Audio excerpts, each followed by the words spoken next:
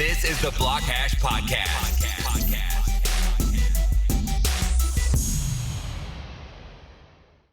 Okay, cool. So let's hear a little bit about your guys' like backstory. How did you guys get into tech and crypto and get to the point where you guys are at now? Yeah, so like I said, my name is America. And I'm Penelope. And we're 5 minutes apart, if people are wondering. and actually, it was my sister who introduced me to technology. Who was it that... It was Professor at Cal State LA when I took robotics, and she told me as I was struggling to learn robotics or coding, she told me to go to Meetup, and I told my sister about Meetup, but she took it the wrong way. Yeah, I'm not familiar. I wasn't as familiar with technology back then, so I thought it was a dating website. So I thought she wanted to go double dating, and I'm just like, this is a little weird. So I went with her to this meetup that I thought it was a workshop, but it wasn't a workshop. It was a hackathon. And we liked it pretty much. We stayed for 24 hours. Of course, our mom was worried. So she called us on Skippy, which is like Spanglish for Skype. And she's just wondering where we're at. And I'm letting her know that we're coding. And she thought we were clubbing because the DJ at that hackathon was keeping us up. So she thought we were clubbing, not coding.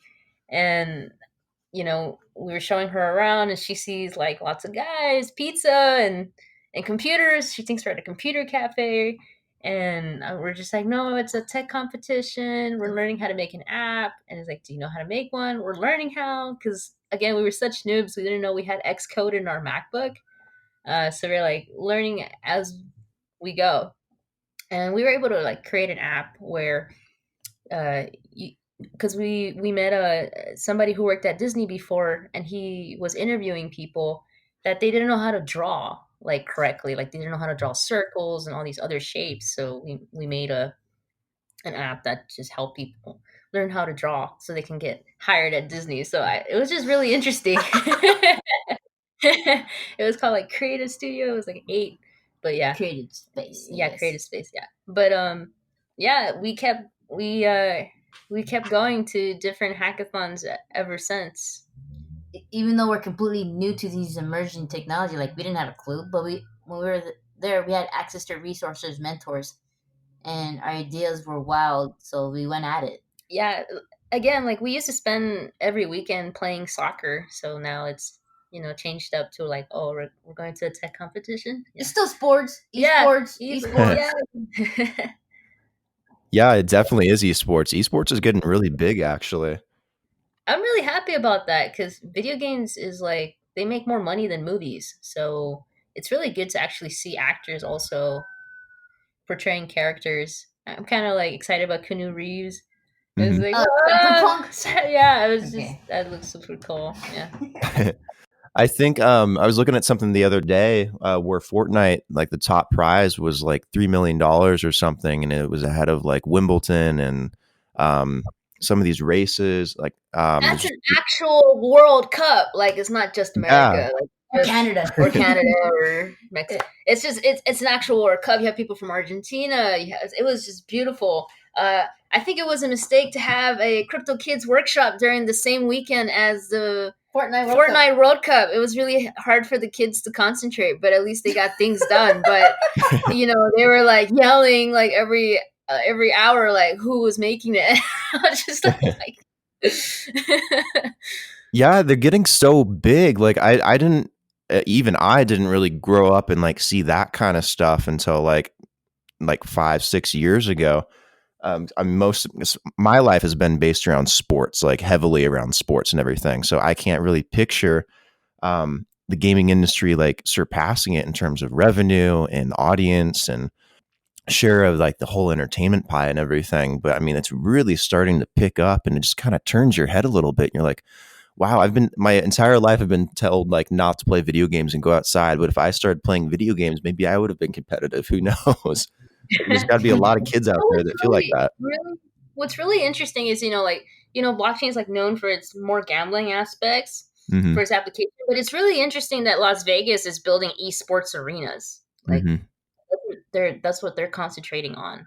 because they're like, well, these millennials are not as gambling as much, but they love esports, so they're building arenas just for that. Yeah, well, I mean, they got to go wherever the market is, right? Mm-hmm. I've actually never been to a hackathon. So is it usually like always as lively as you say it is, or or do they kind of like differ? Depending on the hackathons. Yeah, depending on the organizers. So I love the ones that are like, well, AT&T doesn't do them anymore, but in a way they kind of incentivize developers to come because they have like really cool swag and musicians who are gonna play at the end of the hackathon. Was it Billy Idol? It was Billy Idol. Yeah, man, I always wanted to see him. It was another one. Another one was like the TechCrunch hackathon. To me, it was just access to resources with the new hardwares. Yeah, I was like really into IoT back then. So to me, it was just meeting other developers that were into it. I think what did we create? What about it was called wait up. So Corgi. So at that TechCrunch one, we made a Corgi assistant. So basically, how that worked was we had a steering wheel. You just put it around the steering wheel. Ford didn't have and we were supposed to like hack into this Ford car, and it was just connected to this Ford machine. Mm-hmm.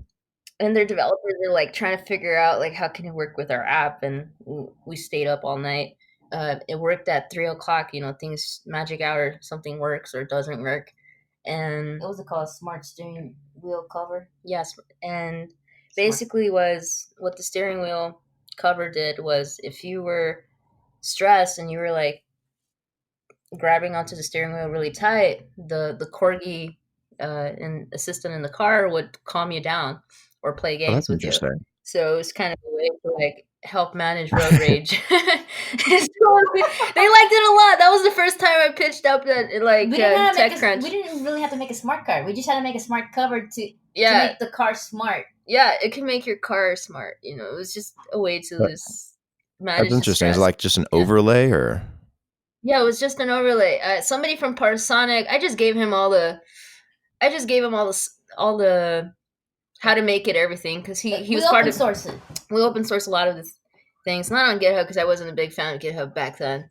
So I just gave him all the materials and let him go at it because he had a lot of experience getting things to market. We just start and then let someone take over. That's interesting. I think everyone I know uses GitHub. Do you guys use something else, or do you guys use it as well? It's like, to me, it was just like I was concerned the data of developers, how people were using it as a resume for if you're a good developer or not. And so I was like trying all their alternatives to make sure that I was to me competition is good. So to me, I was more interested in the other resources. And second, like it's really weird sharing GitHub links and your face shows up. I'm just like every GitHub. I say I just want to show like the project logo. To me, it doesn't seem professional enough. I know a lot of people use GitHub, but that's my only pet peeve. And I'm just like, do you have to submit a photo of yourself? No, you don't have to submit a photo yourself. It's like either you get the default or like it shows your profile picture, and you don't get so it doesn't let you be like anonymous or anything. No, well, yeah, it allows you, but to me, it was just I just wanted to share the project logo, keep branding consistent. So I used other alternatives to keep the branding consistent. Gotcha. Now, a lot of this stuff, I feel like a noob because it really goes over my head. But no, these hackathons are really interesting. Uh-huh. We used to have them at one of my colleges at Harvey Mudd back in the day. Oh, was it part of Major League Hacking? I'm honestly not sure. I wish I knew the answer, but I mean, it was a big deal. Like they had them like every couple months or so. Okay. I know you guys kind of gave an example, but what do you guys do at a hackathon exactly? Is it like based around like something specific that you guys like try to like hack into, or is it like how does it work? So there's probably like two different hackathons. What people normally think of is like the flag hackathons, which is kind of like you're supposed to like be crashing into someone's servers and stuff. That's not the hackathons we typically focus on. We focus more on like they should really just call them like maker hacks or something. You're trying to make something within 24 hours and hope it works and present it to judges at the end and see.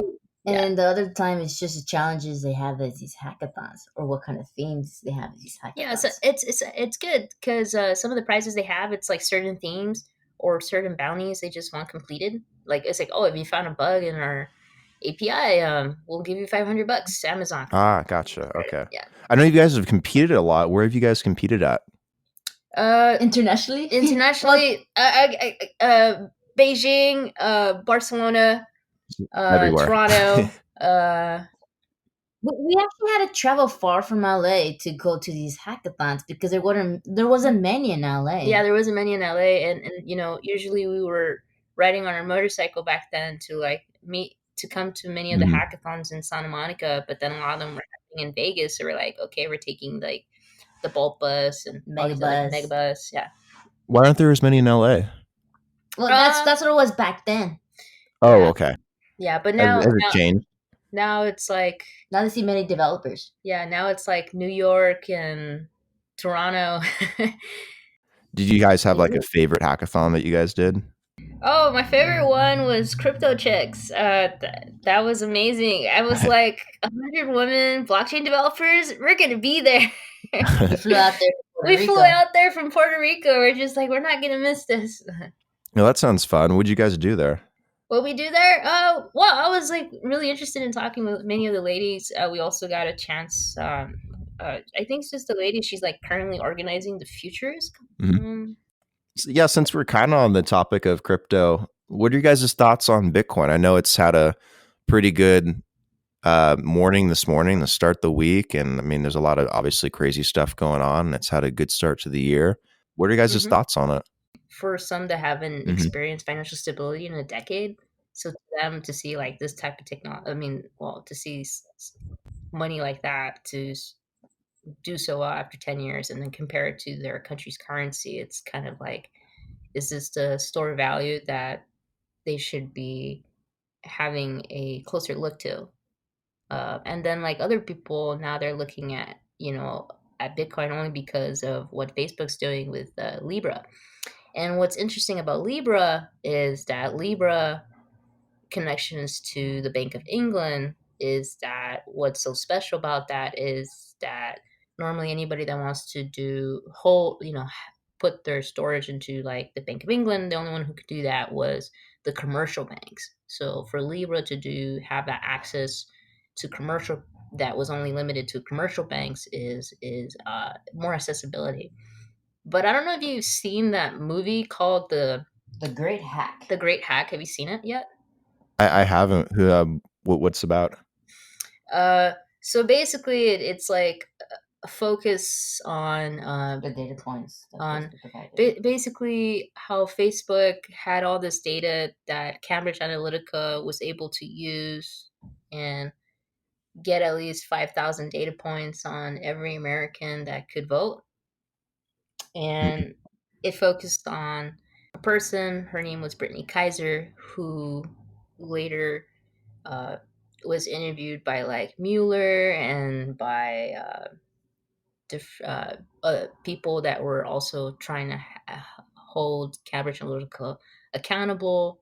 And, because there was an American who wanted to get his data from Cambridge Analytica, and he fought a year to get that data back. So for some people, they look at the Cambridge Analytica case and they're like, well, can we really trust them with money if we can't even trust them with our data? But for some other people, like, you have 2.3 billion people on that platform, and they have the chance to bring financial stability. Again, like this is more of a stable coin, but what really scared the United States was that it was not pegged to the US dollar. It was pegged to other fiat. So other assets. So in a way, it's like destroying the dollar. I would say lessen the influence. I'm not going to say lessen the influence of the dollar. So to me, it was just, you have all these partners like Uber, Visa, and you have like partners like the Bank of England that only limited their access to commercial banks coming on board. To me, it's like the next revolution of money, and for some people who might not understand Bitcoin, now they're interested in Bitcoin because of what Libra's doing. Yeah, Libra is really interesting. Like, I found it really fascinating when they were in Congress in those 2 congressional hearings, like a week ago, 2 weeks ago. And I thought that most of the congressmen, women, would be kind of clueless when it came to like blockchain and Bitcoin still, just because it's so early. And the last time it was brought up, they didn't really seem to know much about it. But they asked a lot of interesting questions that made it sound like they were pretty educated on it. Like, they're asking why Libra wasn't built on top of Ethereum. They're asking why Libra would be a better alternative to something like Bitcoin, or why it differs from Bitcoin, and why we don't just use something that's decentralized. They asked like a lot of really interesting questions that I thought they weren't very educated on. So it's interesting. I'm trying to figure out if the government is just kind of like out against tech companies right now, like Facebook, because of all the whole Cambridge Analytica thing, or because of stealing and profiting off of personal information from individuals, or if they like crypto now, or if they're just trying to fight back. Like, I'm just trying to figure out like that whole like scenario. It's been really interesting to kind of watch. I just feel like Coin Center has done a good job on helping educate the people of Washington about what's going on in the space. Yeah, definitely. I mean, there's been a lot better education around crypto that's come out for sure. Yeah, I'm just hoping that the regulation for innovators increases to improve, because I would say like just the regulation alone has, the way I looked at it is like America's like 3 to 5 years behind other countries in the regulation of blockchain and using this type of technologies. Because I had to leave the States for a couple years back. I think 2016, I left to Eastern Europe to have a chance to explore with these technologies, because I was sweating bullets. I couldn't sleep because I was so worried of what of basically what the American regulators would think of this technology. So I was basically like learning how to use many different tools, helping many different people with their projects in Eastern Europe, from Denmark to Belarus, and this was in 2016. And what's funny was I think in like, what was it 2015 or when was that hackathon in Vegas? Money 2020, when you met Money Vitalik. 2020, yeah. Money 2020. That's so basically that hackathon, Money 2020. It was a Visa hackathon, and Fintech. It was a fintech hackathon. And you know what? I met the guy who created OpenSea there. Oh, Devin Finzer and yeah, we hacked together at that hackathon. Nice. Yeah, he's awesome. And I'm so grateful for him, because I was particularly focused on the prize to win a VR headset, because me and my sister had to complete a project that we were to submit to the White House. Back then it was Obama administration, and we didn't have a VR headset, so it would have been hard to finish the project.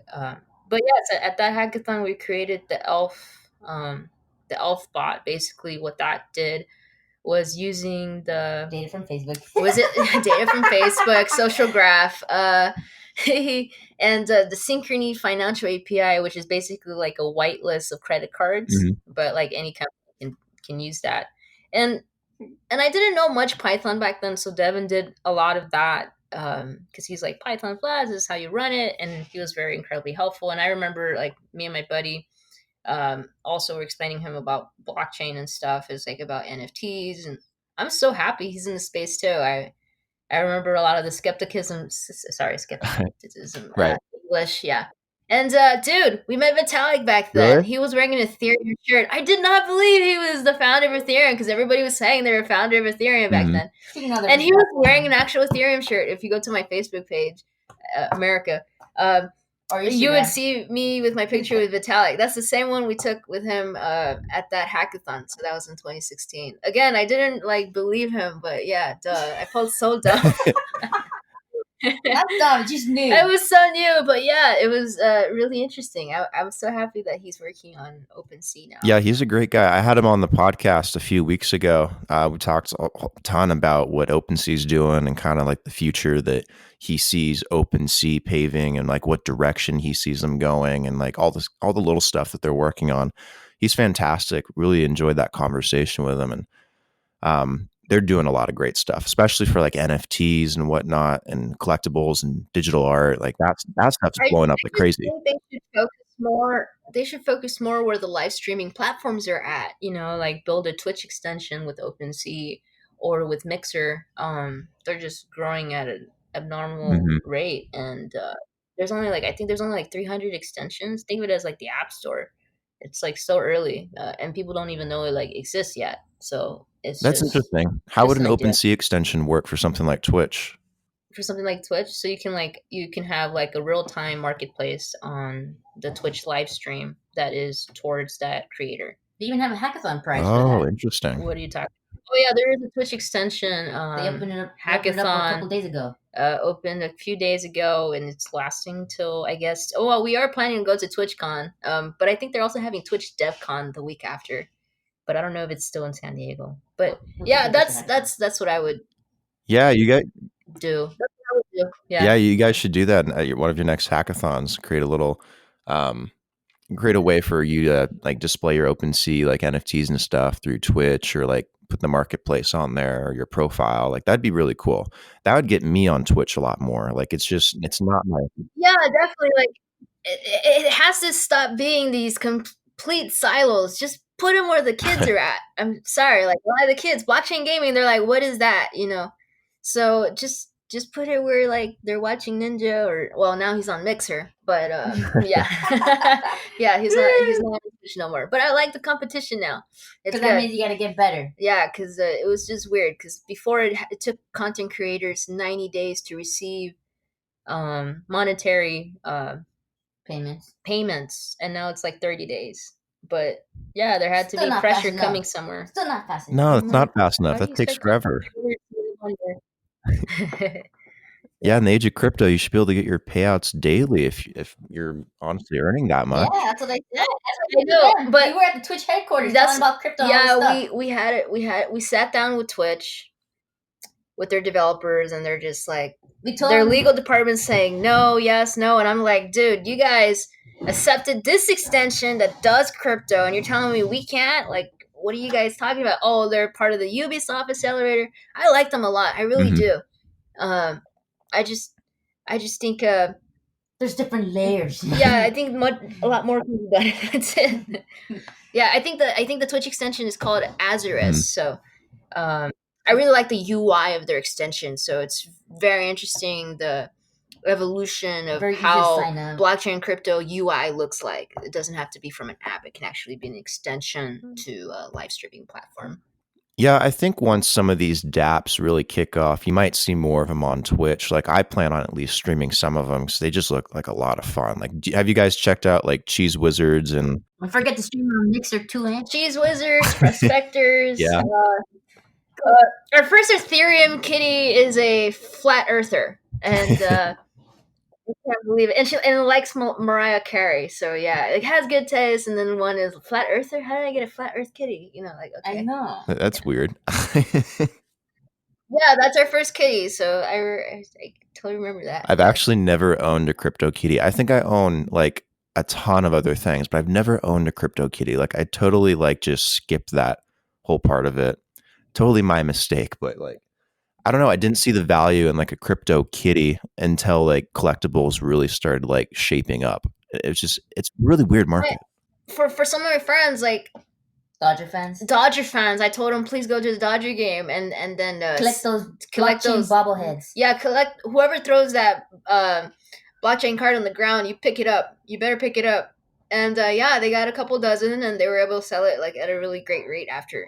But they had no idea how to use blockchain, so it was just going little step by step on how do you sell this, and they like it. They're like, oh, this is pretty cool. Normally you go online and put it on eBay, and I just skipped all that process. Yeah, Now you can prove that it actually is. it was really cool. Have you guys checked out Decentraland or Crypto Voxels?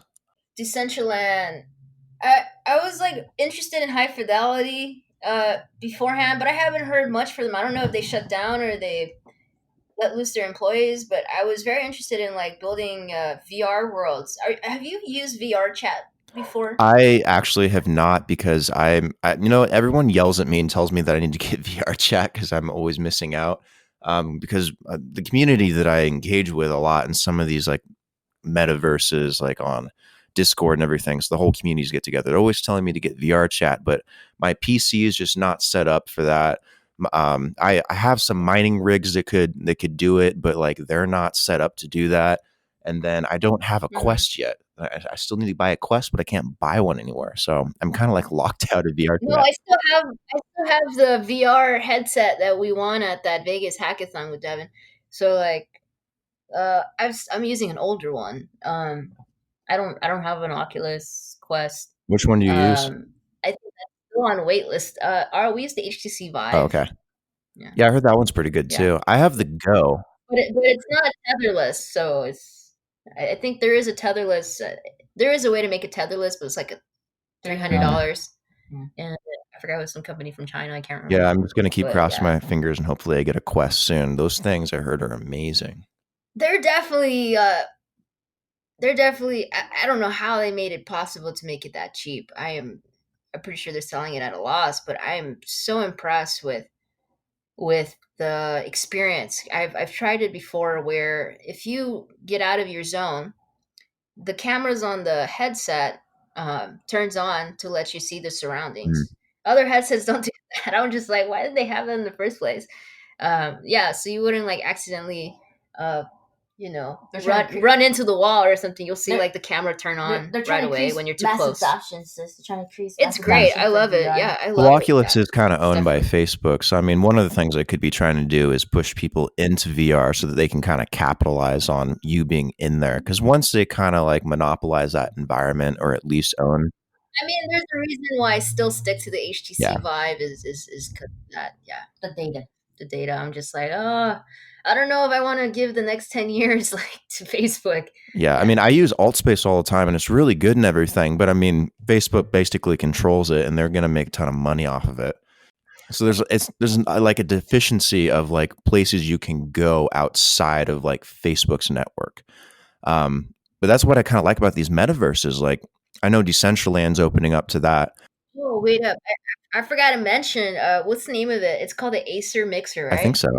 So it's like an AR VR headset by I think it was by Microsoft, and they sent us one. It was like $300. But the cool thing about that is that there's this open source program. What's it called again? Revive, which means that you can also play Oculus and HTC Vive games on that same headset. So you're not limited. See, that's the way to go. So we did that, and that's the one by that's the Microsoft headset. It's an open so source that's the one we normally have. That's the one that we normally have the kids play with, just to have them understand, like you're not locked to one vendor. Right. Well, that's a good thing about open source, because some of these things are but they're like, is this legit? Is this not gonna like break down your headset? I'm just like, it worked on ours, Yeah, I'm worried about some overheating issues though. Like my Oculus Go gets like really hot, like really, really hot. Ooh, yeah, I haven't tried that one. It works really well, but I mean, like I've had some issues charging it. I remember when I was using like the Samsung phones, just like to clip them and leave them in the VR, and then it just dies after 20 minutes. But your phone is so hot. Yeah, I wouldn't put that much pressure on my phone yet. I'm sure it'll get better and better, but I don't know. I don't want to mess up my phone. That's kind of like my life extension right now.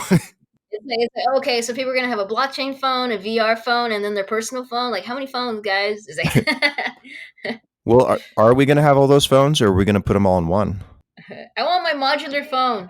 Mods make more sense. Oh, okay. How would you do a modular phone? So you ever heard of the Aurora project from Google? So that's the modular phones that they're focusing on, but it's still like it's if you wanted to switch out cameras, you could, and you just clip it in. That the phone, was it with Google or Microsoft, where you could like, it was like super blocky. I remember seeing it somewhere where you could like take pieces off that phone and put other pieces on, like attachments almost for like the camera, and like the screen and like other stuff. And it was like very modular. Is that the one, or is there a different one? Yeah, it was like blocky. But like Google ended the project. But to me, it was really important because to me, mods would probably make like phones last longer. You don't have to like replace the entire Uh-huh. phone. Yeah. It'd be cool if I could just take my battery out and put a new battery in. Like I don't understand the whole charging thing. I'd rather have a whole bunch of batteries. That's just me. Rechargeable batteries, a bunch of different ones. Yeah, definitely. Like to me, it's like, drones went that way where you can like, well, some of the drones that are Mhm. modular, it went that way where you can just replace the parts and then it's good as new. But with the phones, I'm just like, okay, I gotta get a new one. Yeah. Because isn't it kind of weird that you have to have like a portable charger that's like completely separate from your phone, and you have like a dongle for it and everything? Like, why wouldn't you just have like like a battery that you could recharge and like a couple of them, and then like pop them out of your phone and put in the new one? So that's what they did with the Qi. So it was like QI or something. So any phones that were like part of that, they could charge within that same vicinity. Hmm. But but again, like it's like fragmented ecosystems. So it only works if they had that battery in their phone. So if they were like part of that partnership, they had it on their phone, and you can charge like 5 phones at once. Um, if not, if it was something like iPhone, then it doesn't. You have to like get that desk set, and it's like, okay, here it works with the Apple Watch and the phone. That's Hmm. it. But yeah, I just Could you make like a modular like Qi charging component that you could like switch out I've seen some hacks like that on. I don't know if you're familiar with Instructables or Hackster.io, a little bit? but like people, they do a lot of DIY projects just to like not have that fragmentation in their house. Like to them, it's like smart home means like not having these smart home battles with each other. Like I just want them to talk to Hmm. each other. Yeah, yeah. I think modular is kind of the future. I think a lot of people like customizing and making things unique, especially like their devices and everything. So, I mean, as they get smaller and they move from your hand to your ear to your wrist, I mean, I think they're still going to get modular in a lot of ways, whether it's hardware or software. So, kind of excited to see where that goes and where people take it. Yeah, like to me, wearable tech is it didn't fly off as well as I thought, but the moment people were starting using Apple Watches for like health reasons, it started clicking with more and more people. Now they have rings that look definitely a lot more stylish than it was like a couple years ago. Um, Yeah. but yeah, now it's really cool to see that. That actually kind of leads into one of the questions I wanted to ask about like where the future of tech is going. Are you familiar with Ray Kurzweil? Is Singularity AI, right? Yeah. Yeah, so I believe um, he was helping crypto chicks in in just their last hackathon that just passed. Okay. Oh yeah, I didn't know that. That's cool. Yeah, he's got I've followed him for a long time. He actually spoke at Pomona when I was down there for college, which was really cool getting to hear him like talk in person about some of this stuff and like where the future's going from his vision, where tech's going and how we're going to advance and things are going to change. Um, Definitely fun to listen to. What do you guys think tech is going in the next 10, 20 years, since you guys are kind of like boots on the ground in the industry? You guys are making things, you're hacking things, you're seeing it all, far more than the average person. Where do you guys think tech's going in 10, 20 years? Definitely in the side of medicine, like the way I look at it is like one size fits all, but now you can have like these nanobots deliver the medicine where it's needed. Like there's biodegradable technology now. Like it's definitely, you can definitely treat it a lot better. Um, all these smart home devices, they can also be like your own personal doctor, uh, where Alexa can, in a way, can sense your mental health at the moment. I Hmm. can't I imagine just a few in a few years of like of requiring services if they hear you having a heart attack or so. Um, so to me, it's just like having that smart home assistant also play in the role of like more health, better health. Because the thing is, like the average age in America, I think it's like around 55. So it's going to be like a lot more focus on well-being, health, and the second part I believe that will be changing by the end of this decade is definitely a lot more responsible use of technologies, especially given the attention on Facebook on what they're doing with data. So we will have data rights by the end of this decade. That's what I believe. Um, and second, like the separation of state and money. So to me, it's like that is where a lot of the focus is happening at. So to me, it's like the uh, better medicine and responsible use of technologies.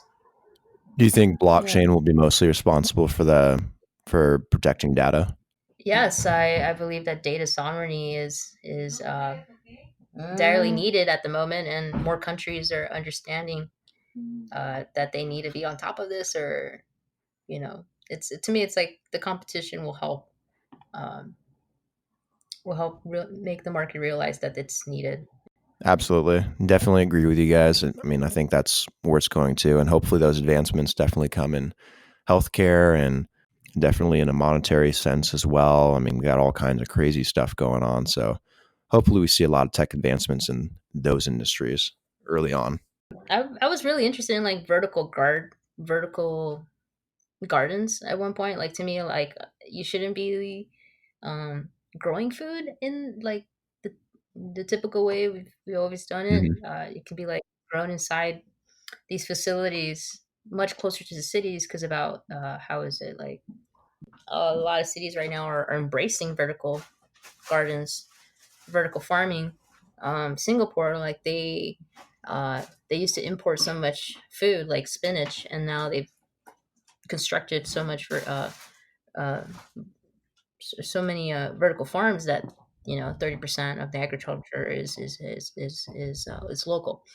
And to me, like being able to impact those carbon goals is important. How do those vertical gardens work exactly? I've heard of them, but I mean, I'm just trying to picture that. So a lot of the plants don't really need dirt. So a lot of them, there's like hydroponics, and they have the lights that are powered by renewable energy, and they have it at a good temperature. So I also think in Arizona they also do vertical farms. I can't remember. I think it's called Sky Farms or such. Yeah, Sky Farm agriculture. So a lot of the chefs have started investing into agriculture tech. Agri-tech, yeah. Including Puerto Rico. Oh yeah, I'm really excited. Indiana and Puerto Rico. Yeah, what's going on in Indiana? What are you talking about? The bee farms. Oh yeah, bee farms. Yeah, I really like this. So basically, they made like their own bee energy unit, just to be able to count the bees. Because before you had to break the frames. Very invasive. Break the frames was a very invasive way of counting bees. You had to break the honey to count the bees. You had to break the hives down, and count them that way. And obviously, you can't count very well if they're all moving around. So they had a way where they're using AI to count the bees, and they made their own bee energy unit to see how big is the hive. That's interesting. Strong, weak, and I loved it. It's actually called the Bee Company, so it's like a pun on being a B Corp. But yeah, it's B Corp. The Bee Company. Yeah, the Bee Company. I can't remember the lady's name, but we met her in Indiana. Very cool. I'll have to look that up. That sounds interesting. Like I can't imagine having like a human try and count bees. Like there's just so many of them. Like it's incredible that AI can do that in the first place. Yeah, but that's the. I mean, farmers need a lot of help because the bee colonies are some are collapsing, so they need better innovation and how they can help restore some of these populations, or at least know how can their farm be better pollinated. So it's really interesting. Normally you see like the cloud of different subscription service. Now they have a subscription service for how many bees. So it's just so interesting to see that. Yeah, that's really interesting. Is there anything that you guys are doing, like events, projects, hackathons, that you have coming up that you want Yes. to put out there? Yeah, so we're helping with the Crypto Kids Camp. So the previous Crypto Kids Camp gone very well. We had Spectrum TV also come out. They were surprised that it was happening in the neighborhood of Inglewood, and we had kids from Barcelona come to attend the workshop. A lot of these kids, at the age of 13, they have access to a blockchain wallet before they have access to a bank. So a lot of them, they are very into gaming, but they understand it's not a big jump away to understand cryptocurrency because they're already familiar with virtual currency. So to them, it's not. To them, it's like, oh, I can like carry this with me and sell it in somewhere else, or they can use it to improve their situation. Because I'm like, you should be not asking an allowance from your parents. You guys should be getting an allowance from the blockchain. Like, you guys should be using these services. What does Instagram give you? Likes, on this application, you get cents or such. Yeah.